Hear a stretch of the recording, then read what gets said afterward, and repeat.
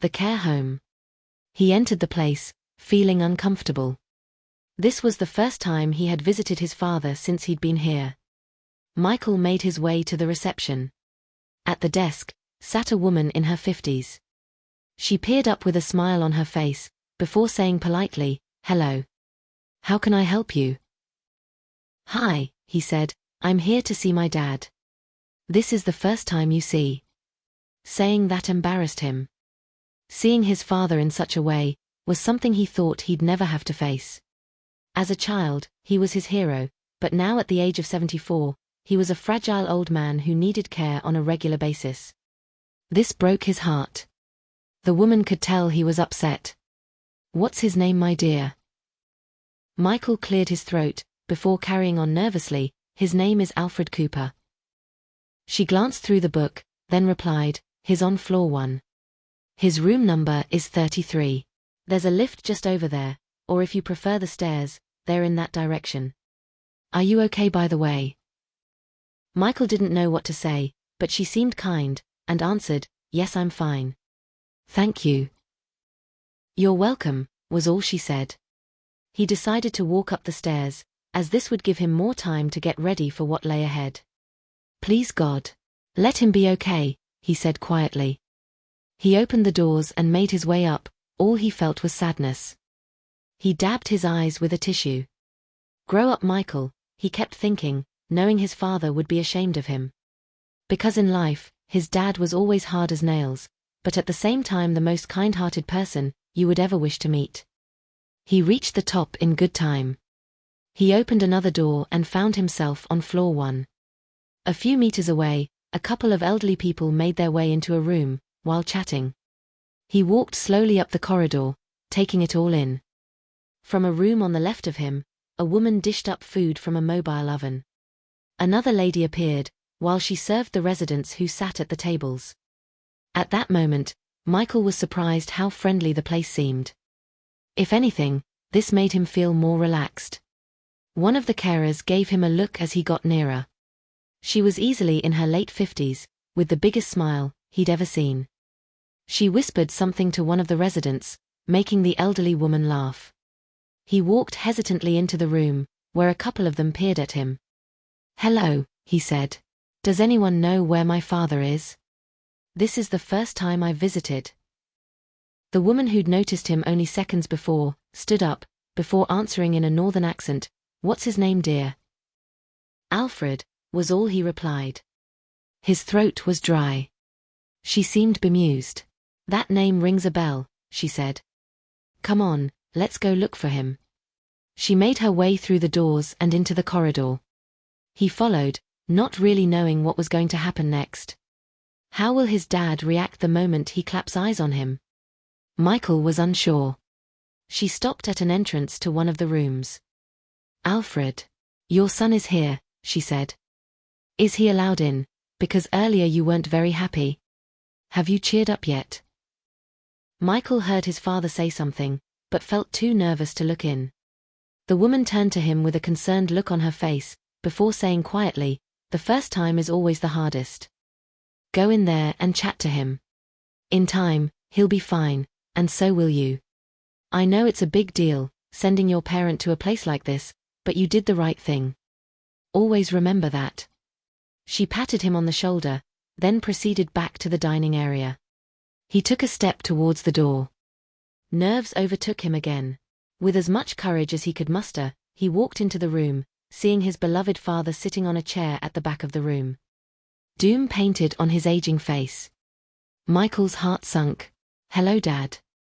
Sorry I haven't visited before, but work commitments made it difficult." His father peered up, sadness in his eyes. "I understand, Michael. I've been there myself. What you did took great courage. I've always been proud of you. You know that, don't you?" A slight smile came across his face. "But the dilemma of being old makes me miserable. Do you understand?" His father had always been a strong person. Michael sat on the soft bed, a meter from the man he loved more than life itself. "What can I do, Dad? How can I improve things for you here?" The old man thumped the top of the bed with his fist. You can't do anything, son. I'm ancient, stuck in this bleeding place, waiting to die. Please don't talk like that, Dad. There must be something I can do to make things better, he pleaded. What could he do? His father hugged him, and Michael could feel his warm breath on his neck. Then Alfred said, I love you, boy. I missed you in here while all on my own. I do understand how you feel. The moment you told me that I needed to go to a care home, because you said I couldn't cope anymore. It's true, lad. I'm old, only a gravestone waits for me now. Stop being like that. You're the strongest person I know. How you're talking at the moment, isn't you? Michael replied angrily, knowing deep down he was right. The man who had played football with him since he was a child. The man who'd been there through thick and thin. Even as a teenager when he started smoking cannabis, and one night coming home stoned out of his mind, his father met him at the door, only saying one thing. Boy, why are you smoking that shit? Won't do you any good. Head in your bedroom quick before mother smells it. The lines around his eyes seemed deeper than a week ago. Michael found this worrying. Since arriving here, his dad looked older, like the life and spirit had been sucked out of him. He spent 2 hours in the care home, chatting with his dad. Slowly his father cheered up, which was a great thing to see. By 3 in the afternoon, he headed home, feeling better than he did. His 14-year-old son sat opposite him at the dinner table. As usual, the boy was dressed in jeans and a dark grey fleece with a hood. These days, all the kids wore the same clothes, because they thought it looked cool. Michael had cooked a nice meal, and by the looks of it, his son, whose name was Andrew, seemed to be enjoying it. Once the boy had finished, he took the dirty plate and cutlery into the kitchen, still licking his lips. Cheers, Dad. That was nice. Michael was pleased by that response. Does that mean you're going to wash up? He asked, knowing the reply he was going to get.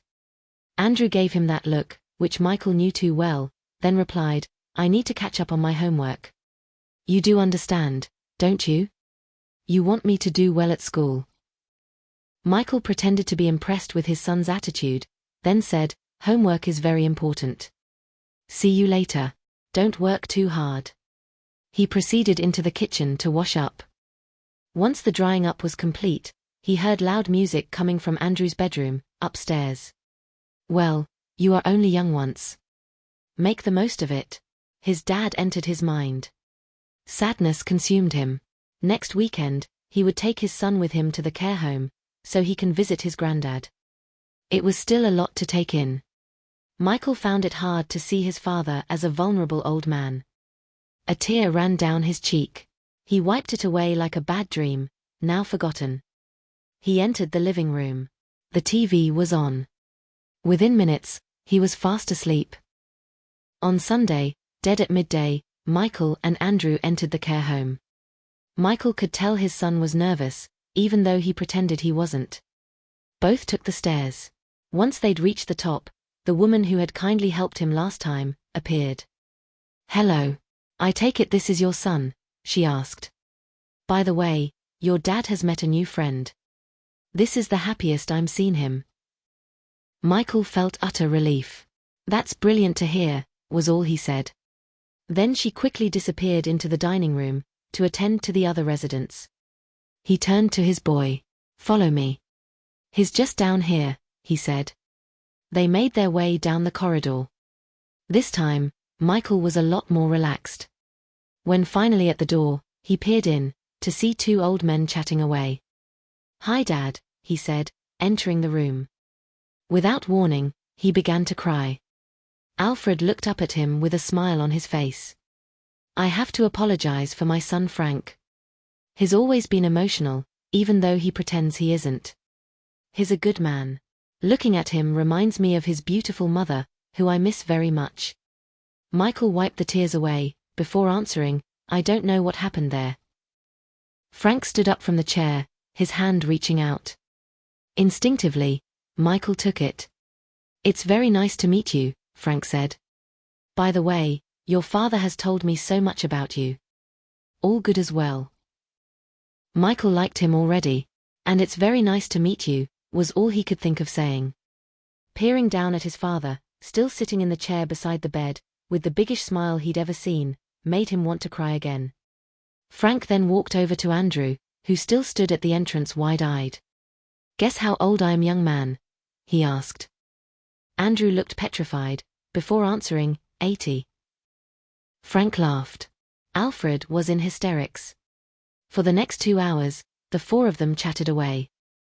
Also, much laughter filled the air, as Frank told the rudest jokes Michael and Andrew had ever heard. At the age of 96, Frank was in great shape. "See you tomorrow," Michael said, giving his old man a hug. It was finally time to leave. "Okay, son. I'll look forward to it," was all he replied. Halfway down the stairs, his son stopped, then turned to him, saying, "Granddad seems okay. I wasn't sure what he'd be like." "At least he's happy, isn't that right, Dad?" "Definitely. It's good to see," Michael answered. Outside it began to rain heavily. Both rushed to the car which was parked nearby. Inside, Michael patted his son's shoulder, before saying, "Thanks for today's sport. It means a lot." Andrew seemed pleased by this. "Anytime, Dad." They made the journey home. 3 months had passed. Michael and Andrew visited at least twice a week. As usual, Alfred was in great spirits.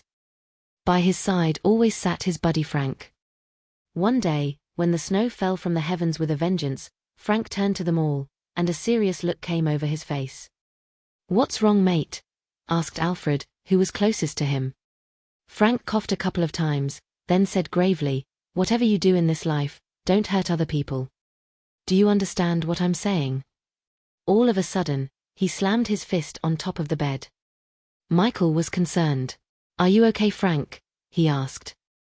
"I'm sorry," Frank replied, "but I have done many bad things in my life, which I'm not proud of. This is why I tell jokes, to forget about the atrocities I faced in the war. Life is about being happy. Always remember that." Alfred touched his friend's shoulder softly. "I understand, Frank. Life can be cruel at times, and there's a lot of bad people about. Don't feel too bad about it, my friend." Frank seemed touched by this. "Thank you for your kindness, Alfred. If the truth be told, you're the only person I can stand in this place. The only one worth talking to." Suddenly the two old codgers burst out laughing. "So what was it like in the war?" Andrew asked, innocently enough. Frank, yet again, smacked the top of the bed with his hand, before saying abruptly, "Leave it, boy. You are too young to know such things. But I have a new joke to tell. Are you interested?" "Oh my God, not another one," Michael replied, clapping his hands. His son joined in. Frank looked happy by that response. But the sadness still stayed in his eyes, as he laughed loudly, causing one of the carers to peek in, to see if everything was fine. "Everything's perfect," was all the old boy said, giving everyone a cheeky wink. By 2:30 p.m., it was lunchtime, as the smell of food drifted down the corridor. It was time to go. "See you soon," said Michael to his father. "Okay. Bye, boy," Alfred replied. A week and a half later, Frank died in his sleep, leaving Alfred shocked beyond belief. One Sunday, when the sun shone brightly, his son and grandson came into the room, carrying flowers. The first thing Andrew asked was, "Where's Frank?" Alfred didn't know what to say. But with a sad expression, he peered up at Andrew. "I'm sorry, boy. I've got some bad news." The sadness overwhelmed him, as he dabbed his eyes with a tissue. Michael all of a sudden had a terrible feeling in the pit of his stomach. "I'm so sorry, Dad. He was a lovely man." Alfred placed a hand on his grandson's shoulder, before saying, "He passed away last night. I'm so sorry to have to tell you that, my lad." Andrew sat on the chair beside the bed, shock on his face. "I'm gutted," was all he replied. Alfred looked at Michael and said, "I love you, son. You do know that, don't you?" Michael grew tearful. "I know that, Dad. And I love you too. One day I won't be here, but don't be sad, Michael. Please don't mourn me too much once I'm gone," Alfred said, wiping his eyes some more. Michael brushed a hand through his hair. I'll grieve for you as I please, Dad. But you're still here, so stop talking like this. Alfred understood. You're a strong lad. I'm so proud of you. For the next 2 hours, they watched TV in silence. The death of Frank had stunned everyone. It was so hard to believe. By 4 a.m., Michael got up from the chair, hugging his father. See you tomorrow. I'll look forward to it, Michael, he answered. See you, Andrew. Be a good boy to your dad. I will, Andrew replied. See you next week. Both left the room, leaving Alfred to reflect on the bad news he'd received earlier about his best buddy in here. My God, Frank. You'll be sorely missed. And I'll see you soon. That's a promise, he said sadly. The curtain by the window started to flap like the wind had caught it. He realized the window wasn't even open. Then he remembered something Frank had told him some time back. When I'm gone from this world, I'll come back just for you. And for that reason alone, I've just thought of the dirtiest joke imaginable. Would you like to hear it, dear friend? Yes, I would, Frank. Alfred's eyes felt heavy. Within seconds, he had drifted off to a faraway place. Dad, come here quick, Andrew shouted. Michael rushed into the living room, thinking his son had hurt himself. The first thing he saw was Andrew sitting on the sofa holding a newspaper. What's wrong with you? I thought something terrible had happened, he said. Andrew looked up at him. You have to read this, Dad. Honestly, it's awesome. What the hell was he talking about? Michael sat beside his son. So, what's so special? Look at the paper, Dad. Just look at it. He could tell his son was getting annoyed. Okay. Give it here. He could see it was open on a certain page, and took it off Andrew. Looking down, he was surprised to see Frank in a recent photo. Just above the picture, it read, War hero who saved over 100 people in one of the worst tragedies this war had ever known, has died at the age of 96. There was more under the photo to read, and Michael did with much interest. After 2 minutes, he placed the paper onto his legs. Then said, My God. He was a great man. But he never said, Tomorrow I'll take this to Dad. I can't believe it though. An old man who told dirty jokes like that, and he saved all those lives. Astounding. Learn off this, son. He patted Andrew's shoulder. I'll carry on cleaning the kitchen now. But thank you for showing me that. That's all right, Dad, was all Andrew answered. The curtain by the window began to flap like the wind had caught it.